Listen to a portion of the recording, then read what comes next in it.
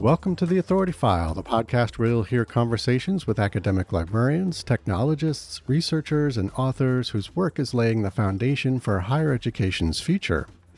I'm Bill Mickey, your host and the editorial director at Choice, and I'm excited to be speaking with Ron Williamson, who, along with Robert Von Bitter, co-edited the book The History and Archaeology of the Iroquois du Nord.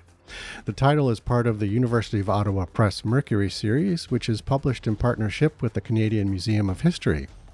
The title offers a close examination of several village sites around the north shore of Lake Ontario established in the mid to late 17th century by the Haudenosaunee or Five Nations Iroquois.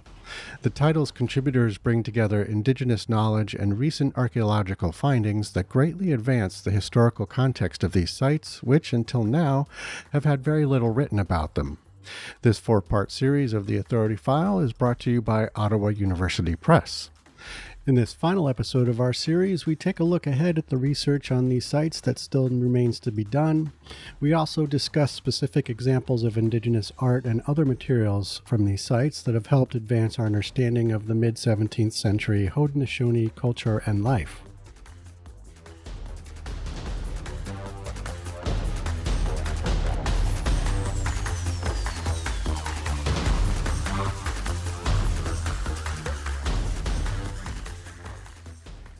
So the book has inspired interest in Indigenous art as well. For example, in Chapter 10, you and co-editor Robert Von Bitter examine decorated antler combs. Can you talk about those and their significance? Sure. The combs, there's. I think the first thing to say is that they're simply magnificent pieces of art. Hmm. They're made on moose antler. They're made with steel tools. There isn't much known about their precedents, although there is a 4,000-year-old comb that was found in the Finger Lakes region that had opposing symmetrical bird heads. And that bilateral symmetry is really important in the later combs of the IDN period and of the Haudenosaunee leading up to the IDN period. That bilateral symmetry has been commented on by many, both Haudenosaunee scholars and settler scholars, that it's reflective of kind of spiritual transformation and journey. And its discovery 4,000 years ago led me in that chapter actually to wonder if it's a reflection of very early Haudenosaunee ideology from 4,000 years ago, which about the same time is the origin of the proto-language, Proto-Iroquoian. So here's a case where kind of material culture is supporting the linguistic research. Rick Hill, the Haudenosaunee scholar, feels about them that they very much reflect personal identity and identity and manipulation of symbols, but they also represent a changing world. There are images of horses, there are images of Europeans on these combs, and he ultimately links their importance to kind of the role of hair. And there's this important moment in the creation story of the combing of a chief's hair, and he believes that this is the importance of these combs. My own interest in these combs began with the discovery of an absolutely fascinating comb in one of those Seneca burials of a woman in Taegon. While we're watching the gas utilities, we found that a burial had been disturbed, and she had a comb actually probably on her head, and that burial was reburied nearby in the valley with Haudenosaunee chiefs and elders. But in the process, we were given permission to look at this comb carefully and make some combs or make some copies. And they were the original, of course, was reburied with the individual, but that comb has a it depicts a Misapishu, which is like an underwater panther, and that panther has a rattlesnake tail. It's a clearly rattlesnake tail, and it morphs into a bear, which then morphs into a human riding the back of the panther. So when Wow. if listeners get this book, you'll see this image, and it's a powerful, powerful comb about transformation. And these combs often had these bodies of panther-like beings with tails, and those same images, birds and snakes as well, appear on other kinds of media like pottery and pipes. So transmediality, if you like, is something that's exceptionally important with this art as well. They have finely etched designs, so you'll see stars and you'll see lattice work on some of these combs. The use of negative spaces and strangely configured legs, and legs that seem to bend in unnatural ways. And what they do is they create hourglass shapes. And the hourglass shape, which people have written about, including Rick Hill, is fascinating. And maybe it's evoking Thunderbird, maybe not. But the fact of these symbols being manipulated in these combs and these examples from the IDN villages is really important in terms of the comparisons with the homeland, and we can see that they're almost identical. We didn't see any real temporal changes, but you could see how it's the same people making these combs on these sites. Mm, that's excellent. So, what did the idea of transmediality? What did that signify in Haudenosaunee culture? Well, frankly, I'm not sure. Other than there are symbols that are being mediated and placed in different kinds of material culture. In Haudenosaunee ideology, and in fact in all Iroquois ideology, there is a constant interaction happening between humans as beings and objects as beings. Mhm. There's a very famous episode when Gabriel Sagard, who was a Recollet priest living among the Huron in the 1620s, he throws the bones of a squirrel into a fire, and he's admonished instantly by the Huron, who tell him that he can't throw the bones of a squirrel into a fire with the nets present, because the nets will tell the fish and threaten the fishing industry. And Sagard, as you might imagine, is utterly, he's while he's fascinated by this, he realizes that there's a completely different ideology at work here, where Mm. objects and the natural world is being interacted with in a completely different way. And so when we talk about these symbols, we need to bear in mind that these symbols are being manipulated on different kinds of objects with different kinds of functions, but they're also alive in the sense that they're beings as well. Right. Excellent. So, what other materials from these sites helped advance understandings of the Iroquois du Nord cultures? So for the first time, we had a very systemic and systematic look at all of the glass beads from the sites on the North Shore, the IDN sites, as well as another reexamination of the beads that are occurring on sites within the homeland that we know their dates from European visits, for example. So we know the basic dates of the IDN sites, and we're therefore able to see and even uh, do a more detailed or reach a more detailed understanding of the seriation of glass beads. And there's a chapter in the book led by Bill Fox, who's a specialist in this. And Bill's been able to see that there's a difference between the later IDN villages in the west as opposed to the ones in the east. We think that the villages in the east are among the first to have been established, and maybe Ganasta-Wagon on the Rouge River in Toronto was one of the same period, but Tagon was a bit later. And in fact, the beads at Tagon seem to correspond and reflect a later time period, it may be having been established in the 1670s, where these others were established in the 1660s. So we're able to use glass beads made in Europe and traded here to actually understand, even at the level of 5 or 10 years, the date of the establishment and use of these sites. The other material culture that's found on these sites is ceramics.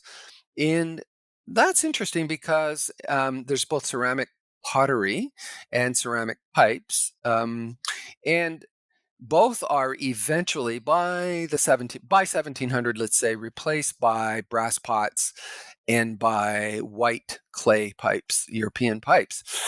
Now, that's something that occurs over a 50 or 60-year period, and the pipes are a little less or a little slower to be replaced.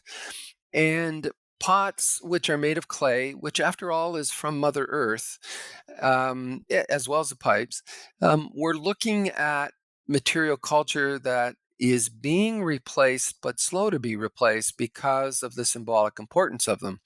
And remember from our previous discussion about the symbols, they're occurring on these objects as well. So we're learning a lot. And the final category is metal artifacts. There are rings, Jesuit rings, there are coins and medallions that provide excellent temporal markers for some of these sites. And there's a chapter by Martin Cooper that really reviews all of the metal found on these sites. Okay, excellent. So, in chapter 13, Victor Conrad raises the idea of Iroquois du Nord territory as borderlands and border theory. Can you talk about what border theory is and how the Haudenosaunee contributed to this? Sure. Let me begin by nodding to Victor Conrad, who in 1981 wrote the first comprehensive article about the Iroquois du Nord. So Oh, wow. uh, here he is, 40 years later, commenting in this book. We invited him obviously because of that, and he was Yeah. at the conference and was the discussant. But he had gone on to establish an international study of borderlands, like literally around the world, and had very significant funding to do this with others at Carleton University. And they had established a whole series of scholars to think about how borderlands work. So, in borderland scholarship in pre contact or early contact period times, it really looks at the intersection space between two different societies abutting one another, Mm. and if you like, the liminal spaces that occur between them. So in a very specific way, if you look at how people in those spaces share expressions of culture, so it might be in material culture, but it also might be in lifeways such as economic systems, who farms, who doesn't farm. And the best known case in the Great Lakes region is of two traditions with different languages, one Iroquois and one Algonquian, living adjacent to one another in southwestern Ontario. And what is clear from the archaeology is that there were overlapping social identities in these spaces that involved adoption of each other's kind of deep generational traditions of these things, of these lifeways and material culture. So we know that what happens in borderlands can be different than what happens in the cores of cultures. So, with the territorial redefinition of Haudenosaunee satellite settlements and of the entire Haudenosaunee settlement system into the North Shore of Lake Ontario area, which was not, after all, their homeland, but recently acquired, shall we say, by them, and then the eventual removal of them by the Mississauga from the North Shore of Lake Huron, we see a shifting sense of territory. We see sharing of lands and resources. We see overlapping identities, such as at Tianawanta, where you have neutrals becoming Haudenosaunee, but you have Algonquians who are also became Haudenosaunee speakers and revisiting the land that they came from. So, borderlands theory allows us a framework to look at these questions. And Victor in that chapter raises borderlands as an appropriate body of theory to look at those kinds of questions from the archaeological record. Okay, excellent. Thank you. Um, so we talked about this a little bit back in the first episode in terms of there's a lot of questions that still remain. And even though your book creates a clear understanding of these sites, there's still some mystery surrounding them. Can you elaborate on that? What kind of research still needs to be done in your opinion? Sure. So, a couple of the first chapters of the book deal with the eastern sites, so Yep. Kente and the other sites like Ganaraska and Kentio and Ganeas. So Kente, um, you'll recall I mentioned von Bitter and his colleagues believe that it's not on Lake Consacon, but in an area called Smokes Point on the Carrying Place Trail in the Bay of Quinte area. And he believes that he knows precisely where that village is. I think he's right, because the material culture from Smokes Point and a site that was investigated at Smokes Point is clearly IDN, and Bald Head Island nearby is an area where there could have been settlement, but also a cemetery. So we now know that's probably the location of where both the Cayuga village was, but also the mission. And we do have some identification of the mission buildings that were present at Kente. And we also have some sense of where specifically that might be. So we have to work with landowners, private landowners, to get access to look at those locations more carefully, maybe first through remote sensing with GPR, ground penetrating radar, and see if we can pick up the actual location of those mission buildings, and also do more material culture studies of the assemblages that are out there. Um, the book also identifies several potential locations for many of these eastern sites. And what would be absolutely fascinating is to go to those places. Some of them are very remote, some of them are accessible, but not easily, and they're private land or crown land. So we need to go through a long process of getting access to them and looking very carefully, but they're going to be heavily wooded or heavily grassed and meadowed. So it's not going to be easy, and it's going to take 10 years to get through and get to all those places that we identified in the book. But there could be other expressions of IDN as well. So, for example, Marty Cooper in his chapter about metal artifacts also makes a really compelling case for a cemetery that we know existed on Grand Island, which everybody thought was either a neutral cemetery or a Seneca cemetery, but actually through his identification of a particular symbol on a ring, he believes it's an IDN period cemetery, and it's clear he's right. So we also can look at the existing archaeological record again, and like he did, see if there are other candidate sites for Haudenosaunee expansion into Ontario during that same period. So the book answers questions. It leaves us with lots of questions, and it leaves us with direction for future research. Yeah, that's great. It's exciting that there's more to discover.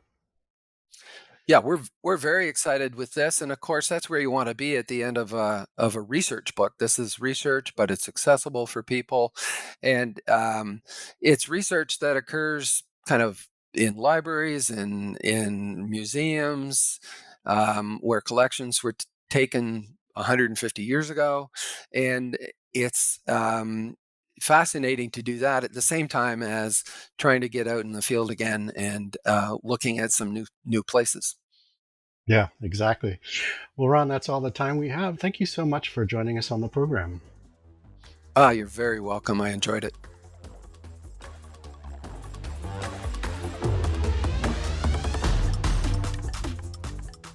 You just heard from Ron Williamson. Ron is founder and senior associate of Archaeological Services, Inc., a private archaeological and cultural heritage consulting firm based in Ontario.